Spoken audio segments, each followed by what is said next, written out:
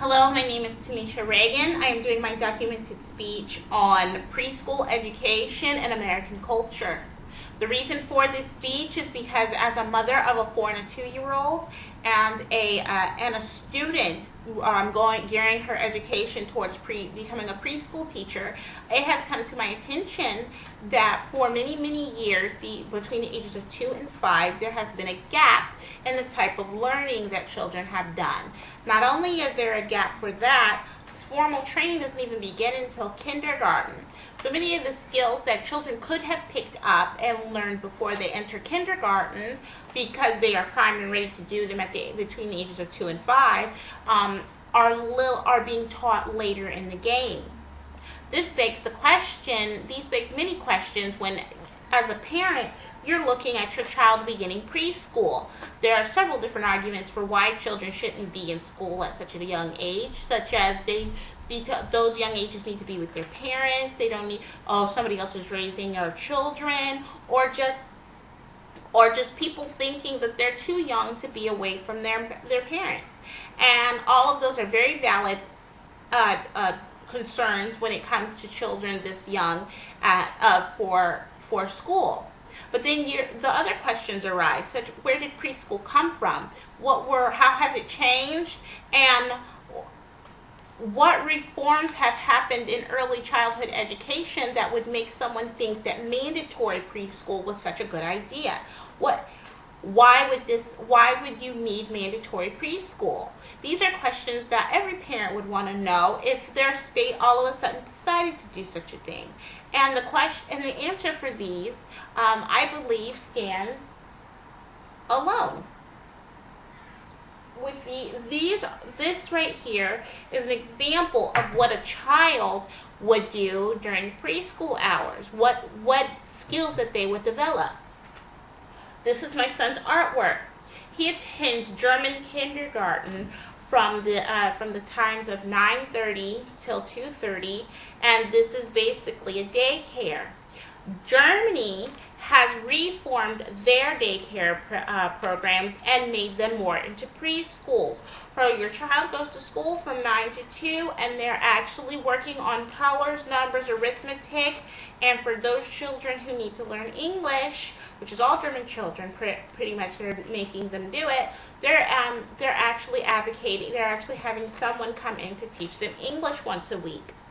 So, while Germany they haven't made it mandatory yet, but they have decided that they're switching gears.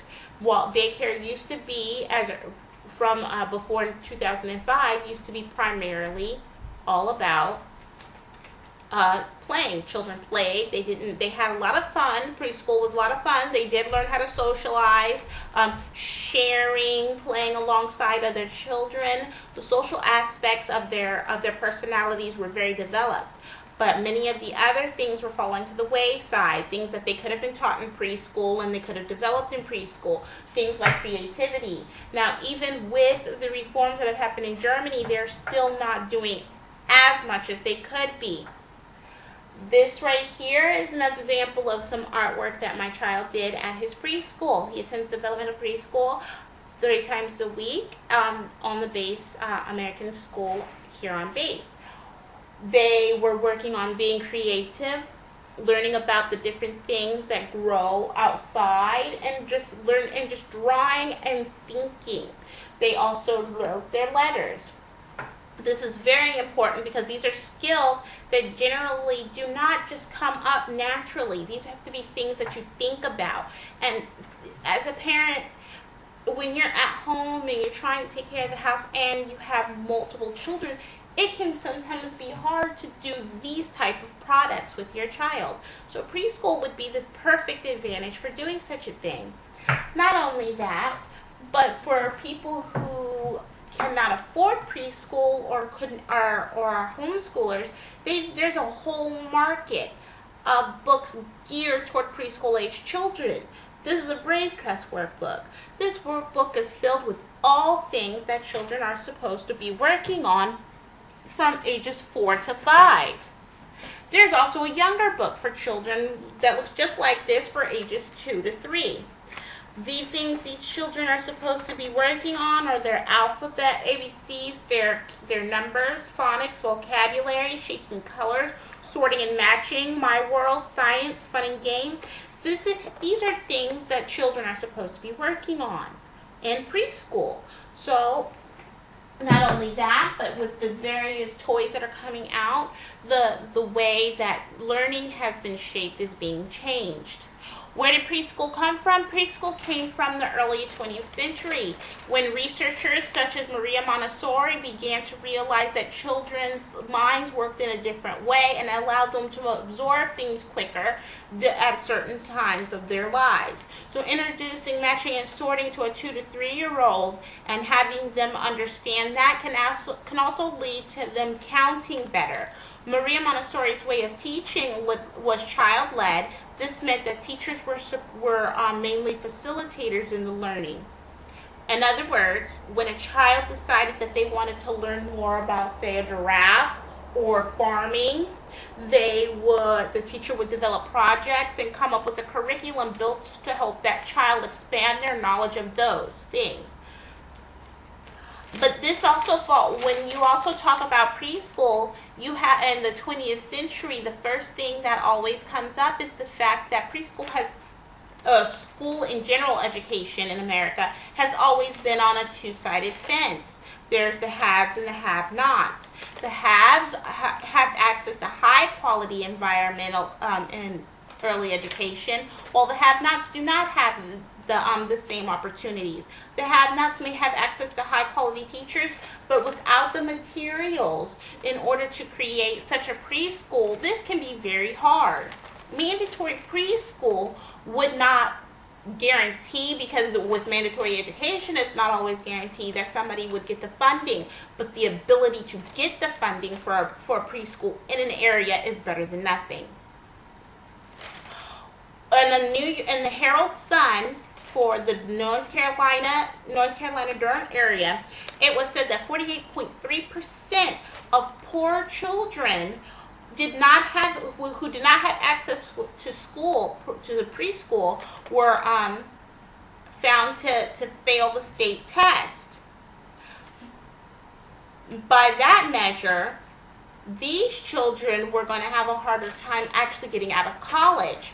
Another report done by the NEAR site, the National Institute for Early Education Research, has said that by the age of 20, more children have finished high school and were going on to some type of higher learning or did not need remedial help, and were less likely to get in trouble if they had attended preschool. Now, everybody loves to hear those type of things. Your child would be in less trouble. They're more likely to finish high school, and they're less likely to need remedial help.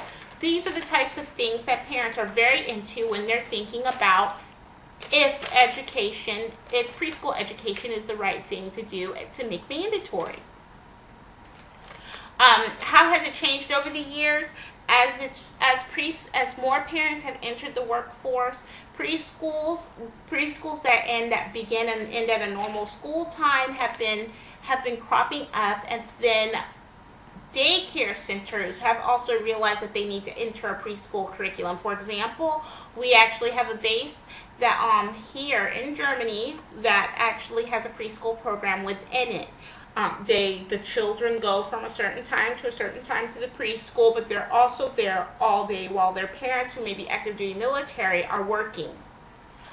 When you hear about the reforms in the countries such as Germany, and you think about the reforms that are going on in America and the things that are happening even in military schools to help children with their preschool education, the fact that we need to expand and do more research and to bring forth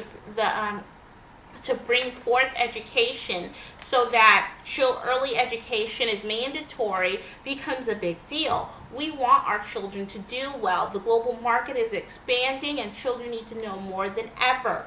And giving our children a head start means that we need to actually make sure that our children are getting the best education that they can. This means that we need to make preschool mandatory. Thank you.